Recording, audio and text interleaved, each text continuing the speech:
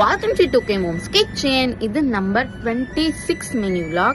சூப்பராக கண்டினியூ ஆக போகுது. ஒர்க் உள்ள ப்ராசஸிங்கில் இருக்குது. இன்னைக்கு வாழ்க்கையிலே ரொம்ப முக்கியமான நாள். இதுக்கு முன்னாடி ஃபர்ஸ்ட் டே ஸ்கூலுன்னு போட்டிருந்தால அதை போயிட்டு அந்த வித்யாரம்பம் அந்த இது சாமியெல்லாம் கும்பிட்டு முடிச்சுட்டு பாப்பாவை கையோட வீட்டுக்கு அனுப்பிச்சி விட்டுட்டாங்க. இதுதான் அவளோட first day school. 8:50 to 10:30 first 2 days set ஆகணும் அப்படின்றதுக்காக. அவங்க என்ன ரியாக்ட் பண்ண போறாங்கன்னே தெரியல. நம்மளை பொறுத்தவரைக்கும் இதுதான் first day school.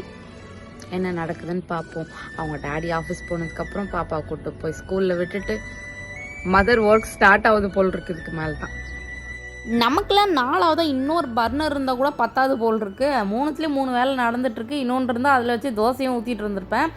ஒன்றுத்தில் potato fry, இன்னொன்றுத்தில் பால் கொதிச்சிட்ருக்கு, இன்னொன்றுத்தில் சாதம் வெந்துட்டுருக்கு. அப்படியே காஃபி போட்டு எடுத்துகிட்டு போய் அவரை கொடுத்து எழுப்பிட்டு பாப்பாவுக்கு வேறு இன்னிலேருந்து ஸ்டார்ட் பண்ணணும்ல. இதுதான் அவளோட ஃபர்ஸ்ட் டே ஸ்கூலுன்னு சொன்னால 1.5 hour தான் ஃபஸ்ட்டு 2 daysக்கு செட் ஆகணும் குழந்தைங்க அப்படின்றதுக்காக.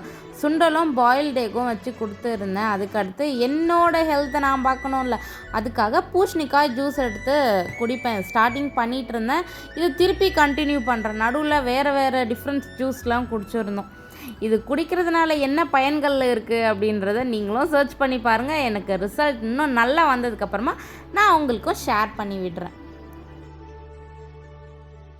பூசணிக்காவை தோல்லாம் சீவிட்டு குட்டி குட்டி க்யூப்ஸாக கட் பண்ணிவிட்டு கொத்தமல்லி, கருவேப்பிலை, இஞ்சி, ஆம்லா போட்டு கொஞ்சமாக வாட்டர் ஊற்றி அப்படியே எடுத்து குடிக்க வேண்டிதான் வடிகட்டிட்டு.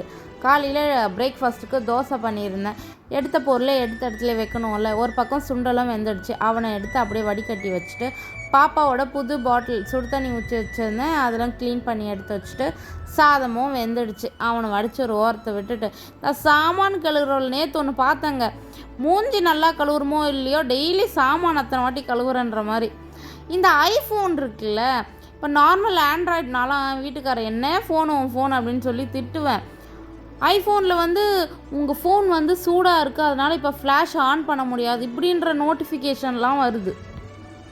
ஆனால் என்ன மாதிரி ஆண்ட்ராய்டு யூசர்ஸ்லாம் இருக்காங்க பாருங்களேன். ஃபோன் என்ன தான் சூடில் இருந்தாலும் தண்ணியில் விழுந்தாலும். என் வீட்டுக்கார் ஃபோன் ஒரு நாள் மழையில் நனைஞ்சிச்சு. உங்கள் ஃபோன் சார்ஜ் பாயிண்ட் பண்ணுற இடத்துல வாட்டர் இருக்குது அப்படின்ற நோட்டிஃபிகேஷன்லாம் அந்த ஃபோனில் கொடுக்குது. உண்மையிலேயே சூப்பர் தான்ல. இருந்தாலும் ஆண்ட்ராய்டை அடிச்சிக்க முடியாதுங்க. ஆமாவா இல்லையான்னு கீழே மறக்காமல் கமெண்ட் சொல்லிவிடுங்க.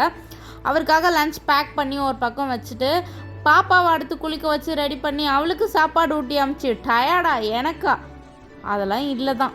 அது பழகிடும்ல போக போக.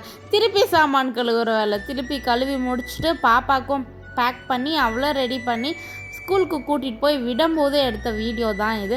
அவள் கடகடன் டைம் ஆச்சு சீக்கிரம் வாமா அப்படிங்கிறா.